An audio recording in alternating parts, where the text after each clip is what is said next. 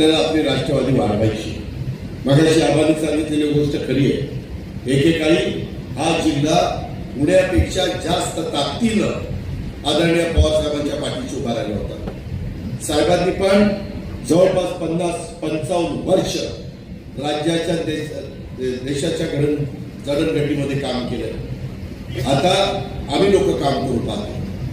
आम्ही पण सकाळी लवकर उठून काम करणारी माणसं. त्याच्यामुळं मला कुठेही आळस नाहीये.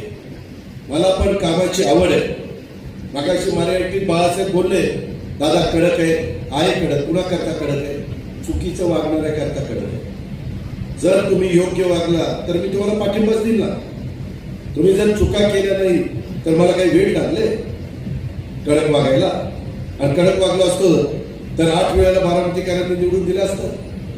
नावातच बारामती, तिथलं प्रतिनिधित्व करायचं.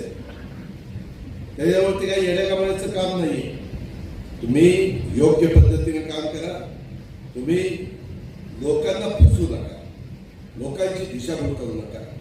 त्याची टोपी त्याला, त्याची टोपी त्याला, ते तसलं करू नका. त्या बोटाचा तुका त्याला, त्या बोटाचा त्याला, असलं करू नका.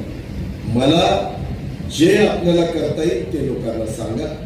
जे करता येणार नाही ते लोकांना विश्वास द्या. ही याच्यात ही अडचण आहे. आज आम्ही महाराष्ट्रामध्ये साधारण 7,20,00,000 कोटीचा अर्थसंकल्प सादर करत असताना 3.5 कोटी मला राज्याच्या अधिकारी कर्मचारी सगळ्यांच्यावर पगारावर, पेन्शनवर आणि घेतलेल्या कर्जाच्या व्याजावर द्यावे लागतात.